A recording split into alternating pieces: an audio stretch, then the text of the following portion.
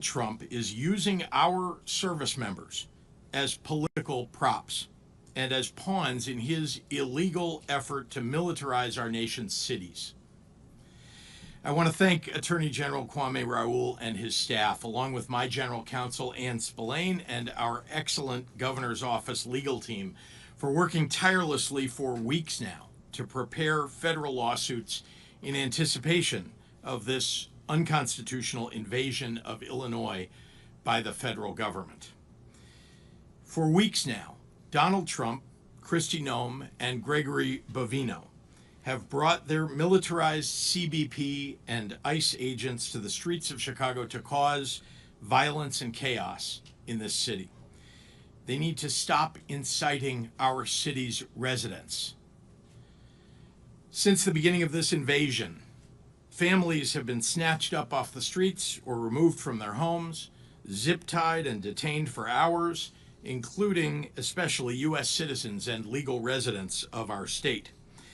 And in the words of CBP Chief Patrol Agent Greg Bovino, they're being chosen by how they look. Peaceful protesters have been hit with tear gas and shot with rubber bullets. Journalists simply reporting the facts on the ground have been targeted and arrested.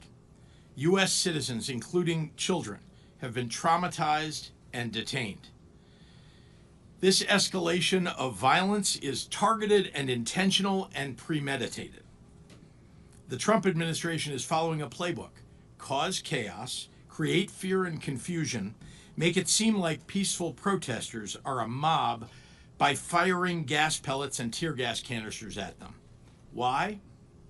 To create the pretext for invoking the Insurrection Act so that he can send military troops to our city. He wants to justify and normalize the presence of armed soldiers under his direct command.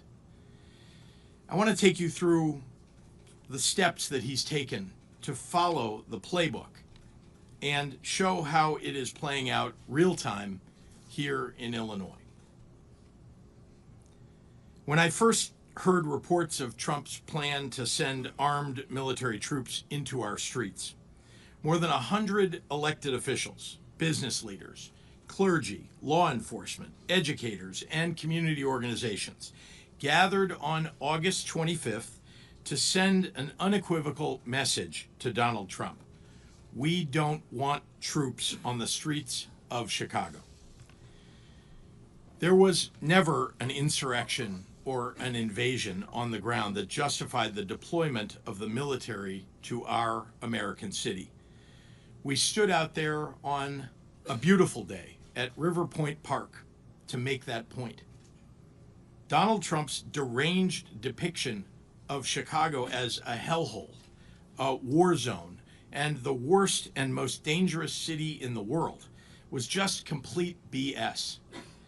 He clearly has decided to declare war on a great American city that has the lowest homicide rate in 60 years, in a state that has record employment and near record tourism. And he's done it for some unspoken reason.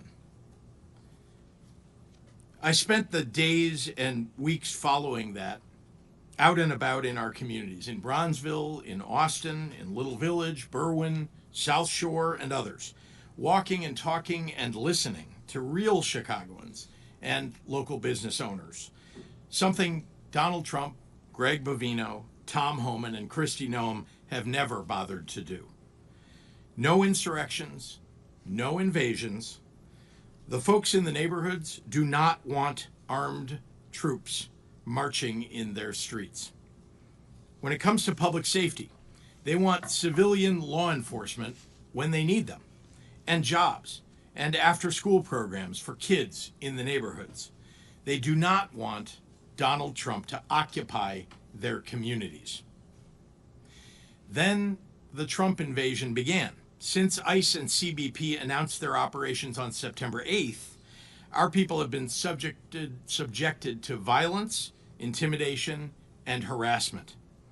They have struck fear in our communities, including notably fear in the hearts of U.S. citizens. Trump and the thuggery that his agents have brought has actively made us less safe. Less than a week later, on September 12th, ICE shot and killed a man in Franklin Park, a nearby suburb of Chicago. His name was Silverio Villegas Gonzalez. Reports say that he had just dropped his kids off at daycare and was headed to work. Shortly after that incident, ICE issued a statement justifying the killing, saying that the federal agent was seriously injured, sustained multiple injuries, and was dragged a significant distance. Immediately, we were left with more questions than answers. And frankly, the story just didn't add up. I demanded a full accounting into the facts of the situation. The community was rightfully distraught. Even Mexican President Claudia Sheinbaum demanded answers. The facts are coming out, and they are raising even more questions. The Chicago Sun-Times obtained body camera footage from Franklin Park PD. The agent said on camera his injuries were nothing major and that he was dragged a little bit. As a reminder, DHS said that the agent was seriously injured, sustained multiple injuries, and was dragged a significant distance. His children, Silverio's children, have now been left without a father, and they and the public deserve to know the truth. There's been zero accountability or transparency from ICE or the administration.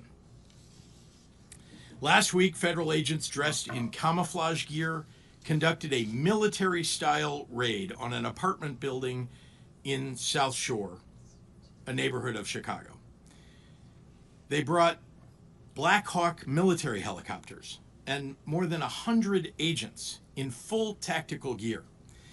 Even though it was supposedly a very dangerous and important mission, they brought dozens of cameras and set them up so that they could film their attack on the building in HD for social media. See for yourself.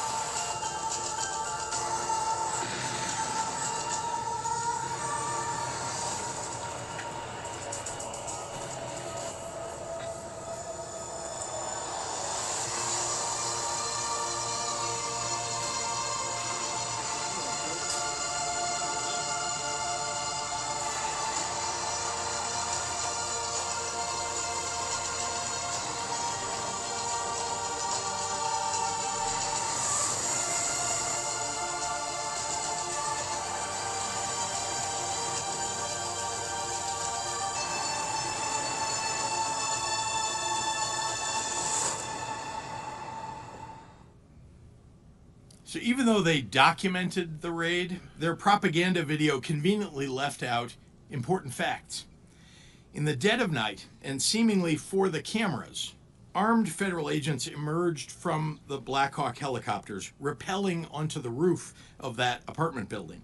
According to media reports, the agents ransacked multiple apartments and detained almost everyone in the building, including U.S. citizens and children who had done nothing wrong.